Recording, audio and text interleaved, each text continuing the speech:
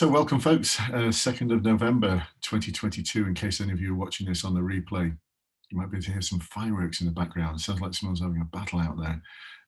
Awesome to have you all on board this Wednesday evening for the Bluelight Police Recruitment question and answer session.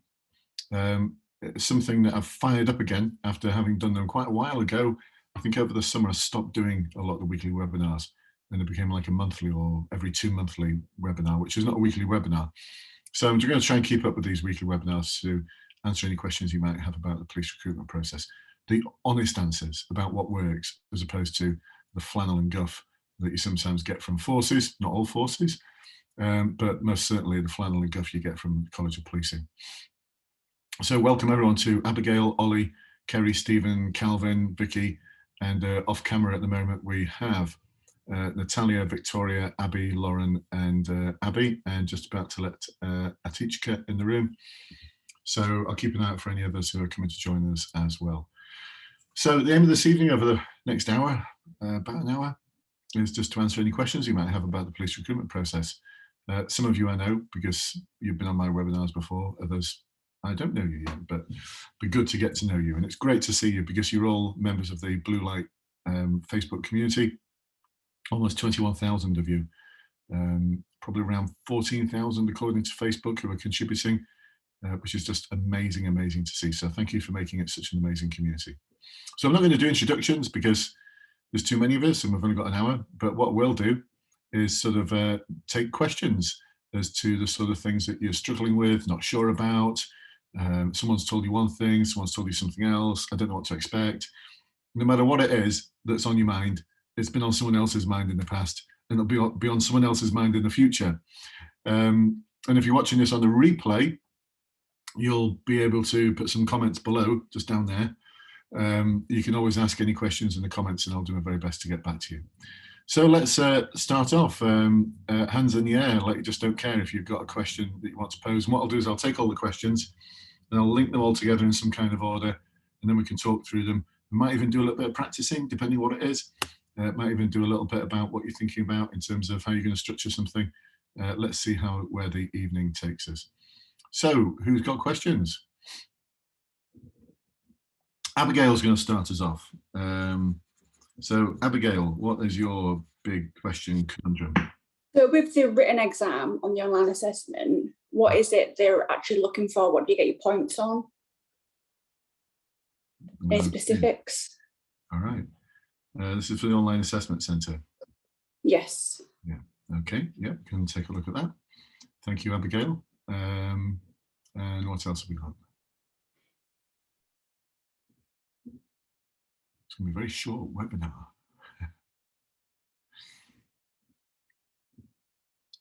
Other questions, other conundrums. Let's get the ball rolling. Natalia has got a hand up, and then Kelvin. So Natalia. So I'm on to my final interview now. I'm not quite sure what type of questions they're going to be asking, if it's going to be the same sort of questions that they asked on the online, or if it's going to be slightly different. I have applied for GMP. GMP, all right. Yeah. Okay, great, lovely. Thanks, Natalia. And over to Calvin. Can you hear me? I can, yes.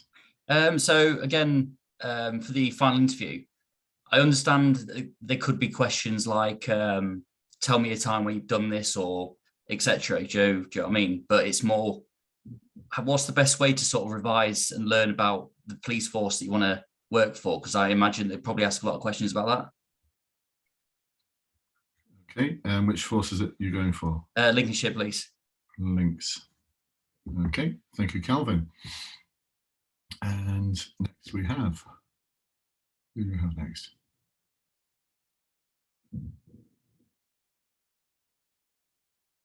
I'll take one more and I'll work with these, and as we go through anything else, it might jog other people's memories about, oh yeah, actually.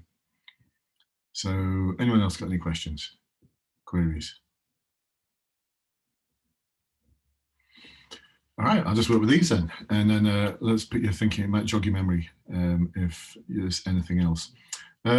So first rider I'm going to put on all of this is that any advice and guidance I give you is subjective. There's almost 50 different ways of getting into the police in the United Kingdom, because there's almost 50 different police forces. They've all got their own ways of doing it. They've all got their own interpretation as to what is needed after the online assessment. Some forces, there's nothing after the online assessment centre. Other forces don't even use the online assessment centre because they're not affiliated with the College of Policing and they don't have to. So if you're thinking this is all a bit confusing, yes, it is. I do this all the time now. For the past 26 years, I've been helping people for promotion boards and specialist interviews within the police to succeed. And for the past 10 years, helping people to succeed in the police recruitment process. So thousands and thousands and thousands of people I've supported through one-to-ones, webinars, seminars, online courses. Excuse me. I can't get rid of this lurgy. So I just put that safety rider on it, that it's my opinion, but it's opinion based on 26 years worth of experience and 37 years of being in the police sector. So we'll take a look at Abigail's question to start with. So Abigail, you've got the online assessment centre coming up soon? Yeah, I just passed the Enforce discussion on Monday, so I'm just waiting for the online assessment to come. It should be. I just passed the Enforce interview. So did that first. Right, which force is this? Humberside. Humberside. All right. So they're doing that professional conversation where they ask you, so what does being a Humberside police officer mean to you? Yes. Yeah. All right. Yeah, which was, I was really excited actually. I wasn't nervous. I was actually excited about that. Great stuff. So I passed that on Monday. Now I'm just waiting for the online assessment to come through. Right. You are in an awesome situation then. Excuse me. Oh my goodness. Because all you need to do now is pass this online assessment centre. Yeah, which is the hardest part, I think. I don't think it is. Okay. I think you've done the hard part because you're up in front of, my guess is it was an inspector or a sergeant. Yes. Yeah, and someone from HR. Yeah. And they're looking at you thinking, all right, Abigail, so tell me what being a Humberside police officer is going to mean to you. But within that, there's loads of other little questions like, what's the impact going to be? What does the role involve? What sort of values are important? Am I right? All of that kind of stuff was rolled into it. Yeah. And it lasted about 40 minutes, 45 minutes? No, about 20. 20? Oh my goodness. 20 minutes. They've really cut it back then, because Yeah. the original professional discussion that they were going to have was going to be about 40 to 45 minutes long. And the first people that did it, it was about 45 minutes long. Because they went into quite a lot of depth about the sort of things that he said. 20 minutes. Wow. Wow. Anyway, still awesome. Well done. Yeah. So you've got the easy bit now. But things are only easy when you know how to tackle it. The online assessment centre is possibly the most formulaic tick box assessment process to get into the police I've ever seen, ever.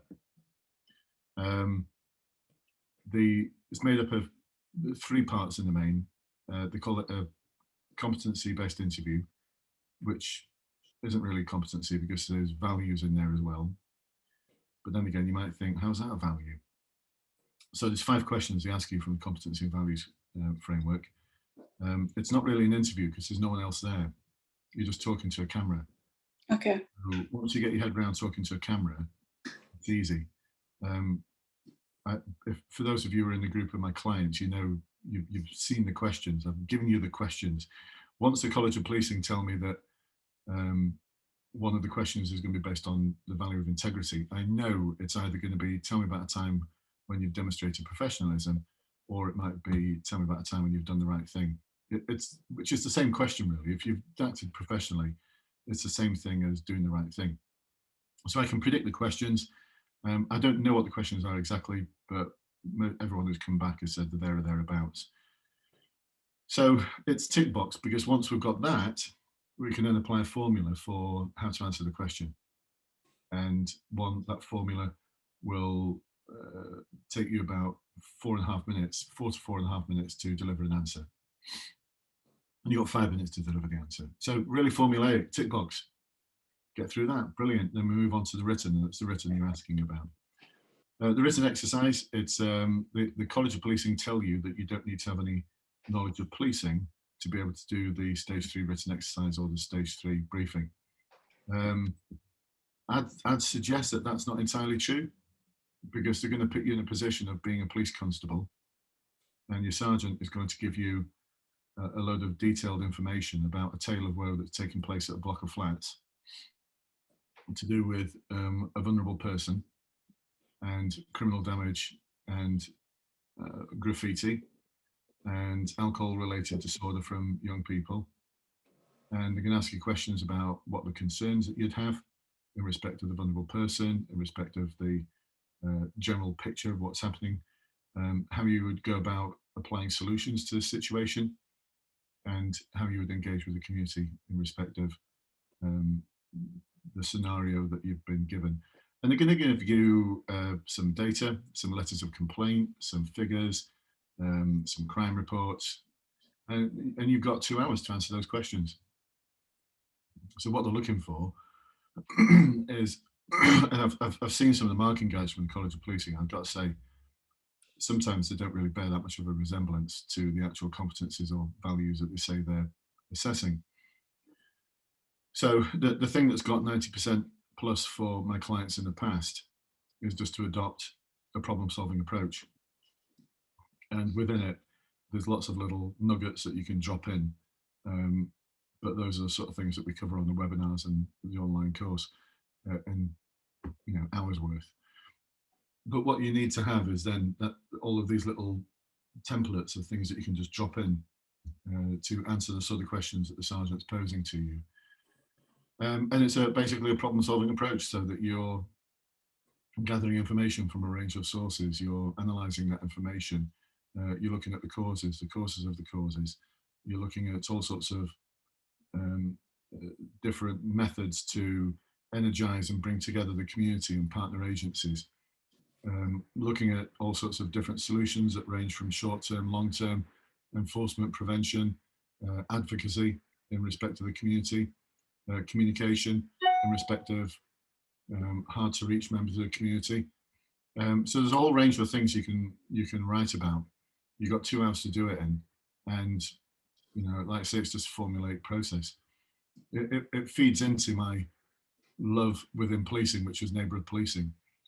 As a neighbourhood police officer for 7 or 8 years, did a lot of work nationally, went on to do a lot of work internationally, spoken at conferences in Budapest and Munich, did a lot of work with the European Union around community engagement and problem solving. So for me, it just plays, I just show you the most up-to-date methods of problem solving and community engagement. All you need to do is just copy me. And that's it. Pass it. You get 90% plus. You can't not get 90% plus because you're using the sort of cutting edge problem solving methods and community engagement methods, ones that sort of forces would love to be able to do, but aren't quite in a position to be able to do them yet. And you'll nail it. And it's the same with the briefing, Abigail. You're just using a structured approach to deliver what is in total 36 minutes worth of talking. You've got 12 questions, 3 minutes per answer, and a total of 36 minutes, which I think is bizarre. Because I was coaching someone for a rank of superintendent a couple of weeks ago, and all she had to do was a 10-minute presentation. 10 minutes to be a superintendent, 36 minutes to be a constable. It's just all wrong. It's just all messed up. It's even more messed up because they're going to ask you to deal with a noisy party. If you look up on your force website, Abigail, what to do if you want to report a noisy party, I can pretty much guarantee it tells you to ring the council, not the police. Yeah, council. Yeah, it's got nothing to do with the police. The police don't deal with noisy parties. They're giving you a scenario where you've got to talk for 36 minutes about how you're going to deal with a noisy party. So again, it's a tick box formulaic approach where you've got to put yourself in the shoes of one of the assessment instrument designers at the College of Policing. These are people who don't get out much. They certainly don't speak to police officers, because police officers would have said, why are you giving them an exercise where you're asking them as a police officer to deal with a noisy party? Because the police don't deal with noisy parties. But, that's a question for the College of Policing to answer. So all this information is on the courses that you do? Oh my goodness, yeah, loads of it. Last night we spent about an hour looking at how we would approach the vulnerable person. Part of the exercise, and the rest of it we looked at different methods of problem solving, different methods of engaging with the community, different methods of drawing together a working group. And all of these things, you don't have to worry about the competencies, because all of these things, if you write about how you do all of these things, they're already aligned with the competencies and the values that you're being assessed against. I've made sure of that, and that's why you get 90%. You can't not get 90%. And I'm really sad about this for the police service, because it shouldn't be so easy to pass. It shouldn't be so easy to pass, because you've had a 20-minute interview, Abigail, and now you're going to do the most formulaic process ever, which you will pass. You will. You can't fail. You do what I show you and you can't fail. It's impossible to fail. It really is. If you've done the work, you just can't fail. And then you're in the police. And I'm sure you're the right sort to get into the police, but what if you're not? Should be. Which is today's topic, hot topic, isn't it, in the press? Her Majesty Inspector of Constabulary. Yeah. Yeah. What have they said, Abigail? Have you seen the news? Yeah, it's disgusting. Disgraceful. Yeah. Absolutely. It is. The misogynistic behaviour, that is the stalking of women, the vetting process. And no surprise all of this is happening, because for the past several years it's been so easy to get into the police. And for the past 3 years it's been really, really easy. Really easy. No questions at all about your values. I mean, in 20 minutes, Abigail, they will have just touched the surface of what makes you tick. There's no way they found out who the real you is. No way. No way. I did most of the talking in 20 minutes. Yeah, good. Yeah. Well, that's what you're there for at the final interview. So does that help, Abigail? Yes. Yeah, thank you. I don't know if you're on the online course for webinars, but if you... Not yet, no. Not yet? Oh, no. Tomorrow night we're doing the briefing. Tomorrow okay. we're doing the stage 3 briefing practice. That's always fun. I say fun. It's not really fun. Who's done it? But I can go back to the recordings if I can't make it. Yeah, of course you can. I was just going to say there's recordings from several courses worth. So okay. Yeah, you by the end of it, you'd be sick of me and sick of everyone else. If you are, then it means you've done enough. You've done enough work. Okay. Thank you. All right, Abigail. Look forward to seeing you soon. Thank you. So now over to Natalia. Final interview. What type of questions are we going to get? Are they similar to the online assessment centre? Excuse me. So every force runs their final interview in a different way. I know GMP uses the standard questions that have been provided by the College of Policing. Most forces just invent their own stuff, like what Abigail was talking about, that sort of presentation thing, you know, that Humberside asked them to do. So different forces do things in different ways. GMP, I know, because I've got ethical contacts there, utilise the College of Policing's question bank for the final interview. Those questions are fairly similar to the online assessment centre ones. Although I do believe they've added a question, a sort of forward-facing question, which is how would you deal with, and they give you a scenario. Or as a constable, how would you do X? It might be engage with communities, or make links with hard to reach groups, or challenge someone's inappropriate behaviour. So you could get asked questions like that. Well, it's a bit confusing at the moment as to what exactly GMP are doing. I'm just wondering at the moment whether they're trialling out some new questions. Excuse me, because I'm hearing different accounts coming back from people as to what type of questions they're getting. Or it might be that they've decided to do what some forces do, which is just have several question banks. So whilst Abigail is an example, it was just, you know, everyone gets the same thing. Other forces will have 4 or 5 question banks. So in any one week, they're using a different question bank to stop people going back and saying, these are the questions. Hello, my friend, you've got the interview tomorrow. I had it today. These are the questions. So they change them around all the time. The thing about the online assessment centre questions is that the bar isn't very high. I mean, well done to everyone who's passed it, but I know the bar's not that high. One of my clients, because I give all my sample questions in a certain order. Where is it? Find it. It's here somewhere.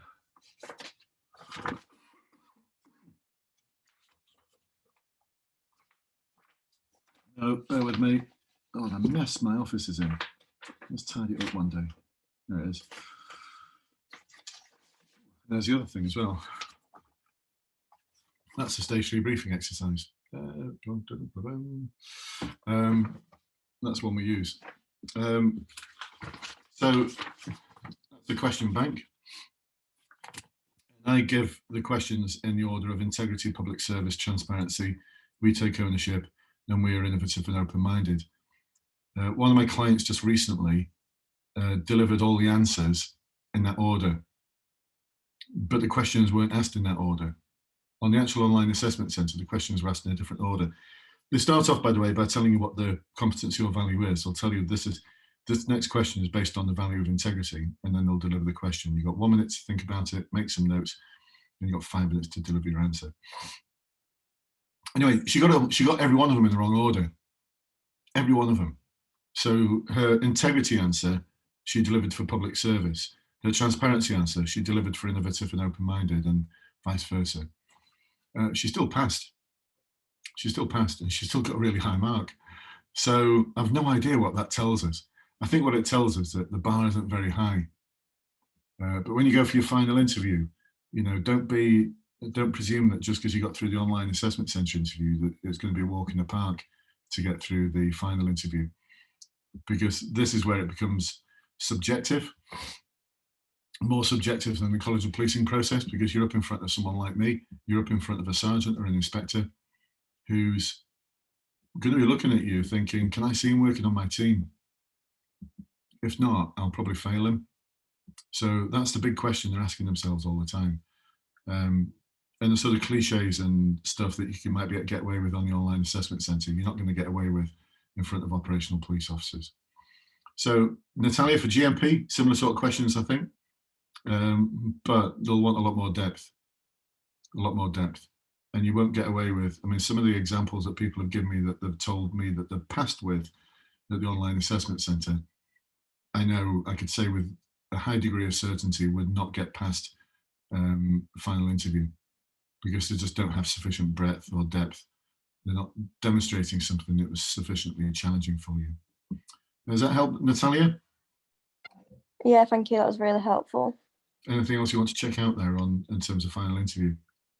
No, I think that was just it. Shameless plug. Come and join us. Come and practice.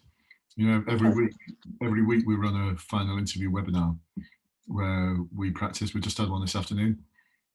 This afternoon's one, the focus was on detective skills. So what we practiced was, my notes out.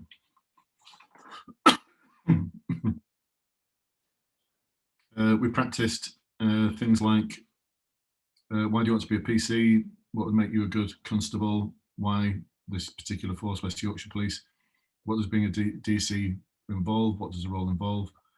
How would you build confidence in the police? What's the meaning of diversity? Why is it important? Why is representative policing important? And how, as a police officer, would you promote diversity? So those are some of the questions we practiced this afternoon. We also took a look at the in-tray for the Met Police, and we practiced a role play, because for the Metropolitan Police, you need to do a role play. So we did all of that this afternoon. That's what we do on a weekly basis. So I'd love it for you to come and join us, Natalia. Okay, but what day is that normally on? Is it on a Wednesday then? There tend to be a Sunday evening or a Wednesday afternoon. All right, okay, no worries. All the dates are on the website. It's coupled with the interview course, goes with the interview course, which has got loads of sample questions on it, loads of explainer videos, stuff like that. But the thing that really makes it all work, pulls it together, is the practice sessions. And there's about 2 years worth of practice sessions you can watch as well. So no more Netflix or Amazon Prime for you, Natalia. No. It's Bluelight time. It's Bluelight time. Okay, other questions? Calvin, what was it? How can I learn more about the force? So what have you done so far, Calvin? I'll say that again, sorry. What have you done so far to learn about Lincolnshire Police? Just looking on the website, to be fair. I don't know if there's anywhere else I can look, like any other sources, because to be fair, there's only so much you can get from just looking on their website, to be fair. Okay, so what's the name of the Chief Constable? Mark, hang on. I've got it actually written down, I think. Mark, hang on. I don't know of any Chief Constable called Chief Constable, hang on. You're not allowed to look at stuff that you've written down. You're not allowed I need to revise it. Mark Jones, I believe. Mark Jones, but are you asking me or telling me? I think I'm telling you. Mark Jones sounds like the Policing and Crime Commissioner. Yeah, you might be right, actually. Yeah, I think I am. Yeah, I'll have to look that up. Yeah, so what are the force priorities for Lincolnshire? To be fair, I'm not fully prepared yet. I'm just in the process, but... All right. You need to be all over it, folks. All over your force like a rash. What's Mark Jones been saying recently on Twitter, Calvin? To be fair, I don't go on Twitter. I'm not actually sure. This is the sort of depth. So finding out about the force. You've got social media. You've got Google. Just Google the name of the Chief Constable. Google the name of the Policing and Crime Commissioner. See what comes up. When it brings up the results, click on news to see what news reports there are about them. Set up Google alerts for the name of the Policing and Crime Commissioner, the name of the Chief Constable, the name of all the other chief officers, the deputies, the assistants. Excuse me, oh my goodness. The name of the police force. And as more information comes out from those Google alerts, set up more Google alerts. So if there's someone in there who's quite outspoken as a chief superintendent who's commenting on something, misconduct in the force, whatever it might be, then put their name into Google alerts as well. Really just geek out on everything and anything to do with the force. Sorry, excuse me. Has anyone else got one of these lurgies that just won't go? Oh my God, it's driving me nuts. I feel fine, just can't shake off this cough. So other stuff, I'd want to know what the big challenges are for Lincolnshire. I'd want to know what operations are running at the moment. Because one of the questions you might get, and this is a common interview question, is what are the challenges that this force is facing at the moment? Closely followed by, what skills do you believe you have that can help us meet those challenges? What do you reckon, Calvin? Good question. Yeah, it's a good question. Yeah. So you need to be on top of what the challenges would be. What do you think the biggest challenges that Lincolnshire are facing? Obviously, answers such as being undermanned, stuff like that. That's obviously not in depth enough at all. Budgets and resources now, because it's not within your gift to do anything about anyway. What do you think? At this moment in time, I'm not 100% sure. That's basically what I need to dig into, essentially. So what else I'd recommend is do you know any police officers? I do know a couple, yeah. Yeah, get into their ribs, find out what the challenges are. What's it like to be a police officer in that force? What's the training like? What's the support like? What do you look forward to the most? What do you love? What don't you love? You know, a ton of questions. How does the code of ethics work in this force? What's the decision-making process? What do you want to be? What opportunities are there? There's an absolute ton of questions you can ask. And if any of you don't know any police officers, then go and find one. Go and find a police officer to get to know. And the way I recommend doing this is just go to a police station and knock on the door. And so many of my clients have done this in the past. I do a whole module on, you know, how to basically go about doing this and what sort of questions to ask once you're in there. You might get a frosty reception, but so what? So what? You might get a frosty reception, or you might not. Some of my clients have been given guided tours to the station, been introduced to the inspector, the sergeant, been sat on parade with the constables, whilst others have been to a police station, asked, look, is there any police officers I can speak to because I've got an interview coming up, and have been basically told to sod off. One of my clients did this. He was transferring from Ministry of Defence Police to Merseyside. So he went to one of the city centre police stations in the morning, fobbed him off. He went back in the afternoon, so there'd be a different shift on, and they fobbed him off.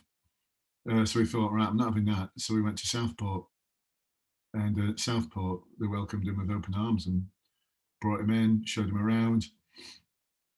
And he talked about that experience on his interview. Interestingly, before his interview, though, he got a phone call from HR a couple of days later to say, have you been going around police stations asking to speak to police officers? And he went, yeah. Who said you could do that? And he just went, well, who said I couldn't? You know, is there any rule that says I can't? And he went, yeah, but it's not normal. It's not the normal thing. It's, well, what's your point? And he went, well, you didn't ask us. And he went, I don't have to, do I? And he just left it at that. They were a bit perplexed, HR, as to why he was doing it. But he used a lot of what he discovered, that he weaved it into his answers, and it impressed the interviewers. And he's in Merseyside Police now. I think he had that level of cockiness because he was already in the police, in the Ministry of Defence Police. So he had a level of cockiness that some of you may not have. But he phoned me up after to tell me about it. I thought it was hilarious. Well, who said you could go to police stations? Well, who said I couldn't? Great stuff. Take donuts, take cakes, not ones you've baked. No, because I wouldn't want to be eating a cake off someone I don't know. Pre-packed cakes from a supermarket, something like that. Take an ethical bribe with you, and you'll be fine. Calvin, is that giving you some challenging things to do? Yes, thank you. Very helpful. And then you've got to look at how you're going to put all of that together. What challenges the police are facing. Do you talk about lots of challenges or one challenge? Just talk about one or two challenges. How do you structure it? And then especially, how do you prepare yourself for that question? So how are you going to help us meet those challenges? And there's a lot of forces ask that question. I think it's an awesome question. I think it's awesome. Excuse me. So that's Abigail, Natalia and Calvin's questions all sorted. What else have we got this evening? Any other questions? Anything else? If not, we'll wrap up for this evening, for this weekly session. Alrighty, brilliant. Okay. Probably help my just a little bit as well if there's no more questions. So thank you everyone for attending. If you've got any questions after, you're in the Bluelight group, you know how to contact me. You can always message me. And I'd love to see you very soon on some of the webinars. I know some of you I will, because I recognize your faces because you've already been on the webinars. So it'll be great to see everyone. Oh, hang on a minute. Before I go, Victoria is just saying one from me. Go on, Victoria. Hi, sorry, I'm used to using a laptop, so trying to figure this out on my phone is different because you got to scroll through so many screens, and I didn't even realise I could see all the rest of the participants. But I literally just came across you on YouTube yesterday because I'm currently applying for the British Transport Police CID Accelerated Scheme. So is all of the resources and all of the help in the Facebook group, or is there any kind of anything outside of that? Only because I've just watched quite a few of your videos on YouTube. Mm-hmm. Great, awesome. I'm pleased that you've found us and that you're part of the Bluelight community. So you're doing the accelerated detective process. That will involve an interview which has a presentation built into it. In that presentation, they'll ask you questions like, why do you want to be a detective in British Transport Police? What does the role involve? What impact do you think it's going to have on your personal life? Why is British Transport Police different to a Home Office force? What are the unique challenges that British Transport faces? How are you going to help us meet those challenges? Questions like that, Victoria. Am I right? Yeah, that's what they said in their seminar thing that I attended. And then after that, they're going to ask you more questions, and they'll probe what you've said and ask you more questions. Am I right? Yep. Yeah. Right. So the Facebook group on its own contains some hints, tips, bits of guidance, but I'm always upfront with people. You know, this is how I make a living. And if I gave up all of the knowledge and understanding in my head and gave everyone free access to everything, then I wouldn't make a very good living, would I? So I'd say YouTube, you know, has some good foundation knowledge on it. I sometimes get a bit carried away, and at the end of the video, I sometimes think I gave away far more than I thought I was going to do, but I don't really care anyway. I don't go back and re-record it. I'll just chuck it out there. But if you want to practice with me, practice with others, follow the guidance that's going to answer all of those questions that I just talked about, then the place is the interview course plus webinars, Or for some people, like in today's webinar this afternoon, 2 of them are taking one-to-one coaching with me, where we do really intensive practice of the sort of questions that you're going to get, followed by debrief, learning, go again.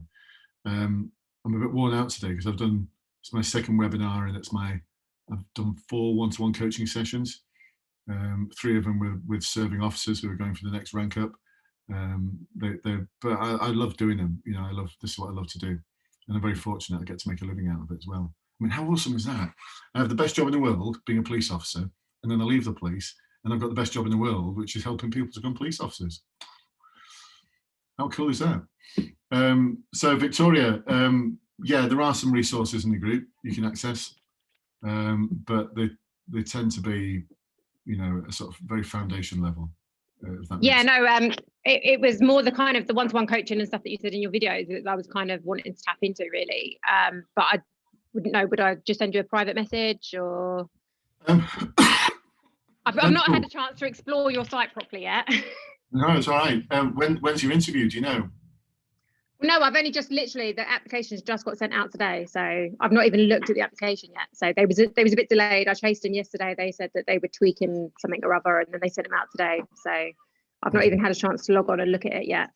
All right. So in terms of the one-to-one, if you were going to say my interview's next week, I'd be saying, sorry, I've not got any time. The one-to-one diary, I'm booking into the end of next week now, with only a few hour slots. So it is a matter of just getting the diary dates set in as soon as you can. But the one-to-one coaching option, which is on the website, message me after and I'll send you a link to it, comes with the interview course and access to all the webinars as well. So before the one-to-one, you can geek out on all of that stuff.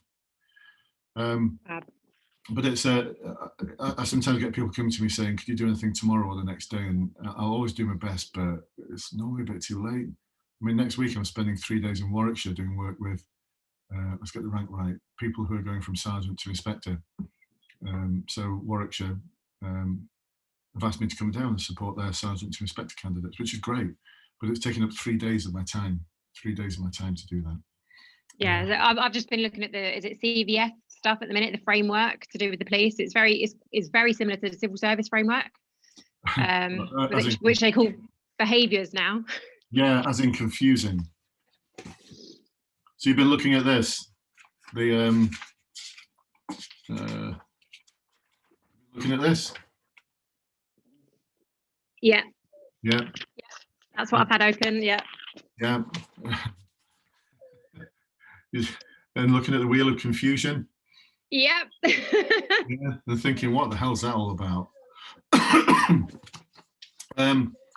There's a great video to watch actually on my YouTube channel, which is with a guy called Tom Skinner. I think it's Skinner Moore, something like that. Anyway, he was the head of HR, head of recruitment for BCP. And I wasn't sure if that's the one I watched today, actually. I know there was 2, and I'm not sure if I think that was the one I clicked on, and we went through the whole recruitment process and some questions that kind of came up, and yeah, no, I found that really interesting. Yeah, so was that with me? Was it? Yeah. In there somewhere, I think we talk about how just don't even worry about this. Just stick it in the bin, because no one understands it. Like I said, I work with I work with senior officers going for promotion, and they do the interview boards for sergeants and inspectors, and they don't understand it. And I work with inspectors who do the interview boards for sergeants, and they don't understand it. And I work with inspectors and sergeants who are doing interviews for people like you, and they don't understand it. No one understands it.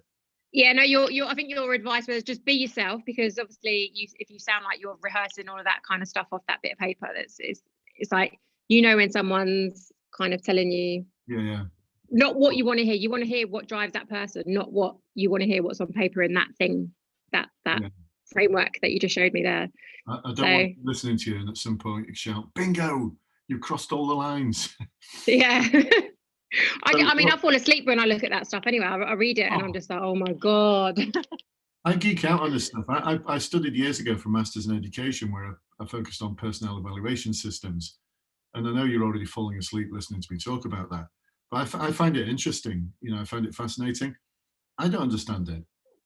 I was on the National Standards and Qualifications Steering Group for 2 years in 2001 and 2002.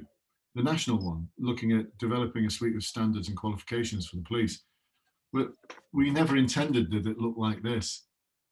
Not in our wildest dreams did we think that the College of Policing could cock up something that should be so simple, so spectacularly. But the thing is, in the service, everyone pretends they know what it's all about, but they don't, because once they get into the ribs and say things like, so who can explain this wheel of confusion thing to me? Who can explain why decision-making is in impartiality and transparency, and they're both values, but they've only got one level, but decision-making is also in the competency of analyze critically, but that's got 3 levels. Go on, who's going to start me off by explaining that? And you'll go, is it? I did some work with the force last week. I won't say which one, the Metropolitan Force. And I was with their HR and recruitment officers and some serving officers, and asked them the same question. So what competency or value is the question? Tell me about a time when you made a difficult decision. What competency or value does that relate to? And they all went, don't know. I said, right, all right, well, I'll start you off. It's an impartiality. And they went, oh yeah, impartiality. That's in transparency as well. Oh yeah, transparency. And we did the same thing and said, right, who can explain why they're all in different competencies and values and why they've all got different levels? And none of them could. No one understands it. So anyway, Tom's point on that YouTube video where we did that interview with him is exactly the same as mine. Deliver your answer, not just be yourself, because that's a bit trite and a bit glib. I want the authentic you. I want what's the real you. I want all about the challenges, the difficulties, what you found problematic. I want it in a detailed and structured way. So I want a structured answer, and I want detail, detail, detail. That's where people always fall down, including on promotion boards. People fall down because you don't give detail. And then I want some level of emotion. I want to know how this affected you, impacted on you, and how you manage those emotions. And I want to hear about what went wrong. I want to hear about what you're going to do better next time. That's what I'm after. And that's the key bit, I think, is the evaluation bit at the end of it. Yeah, but it's, you know, don't use phrases like, so I evaluated my performance, because, you know, you might be working for the government at the moment, but does anyone really talk like that? Oh, well, yeah, you don't realise the people I work with, they do talk like that. It's like, God. Yeah, they use acronyms and everything. It's like learning a different language, like depending on what section you work with. Luckily, I'm in quite a good down-to-earth team. Well, if you said anything like that in the police, people would look at you strangely. Like, so I evaluated my performance and be like, you did what? But it's legitimate to say, you know, I struggled to work out what didn't go right. And I identified that this is the bit that didn't go to plan. So what I'd do differently next time is, you describe it, but describe it in detailed, structured way. So even that part you describe in a detailed, structured way. And then you can forward pace yourself by saying something along the lines of, and the reason why this behaviour is so important in the police is because of, so should I be successful in this process? This is how I will deliver this behaviour. So that's the icing on the cake. You put the icing on the cake and you forward pace yourself. That works really well on promotion boards. And it works really well in interviews as well, final interviews. It's always impressed the interviews because it's not in any of the books out there. The books out there don't talk about forward pacing yourself, but honestly, puts the icing on the cake. 26 years in the police sector, I know what puts the icing on the cake. Actually, no, 37 years in the police sector, 26 years of coaching people. So yeah, Victoria, be delighted to meet up with you again on one of those one-to-ones. Just drop me a message and we'll get it arranged. Well, Right. thanks. Now it's time to go. I shall see you all soon, folks. Some of you are familiar faces and familiar names, and it'd be awesome to catch up with you very, very soon, because I know you've got webinars to attend in the future. For others, I look forward to seeing you on the webinars. And any questions, drop me a message below, and I'll see you soon. Take care, folks. Bye-bye for now.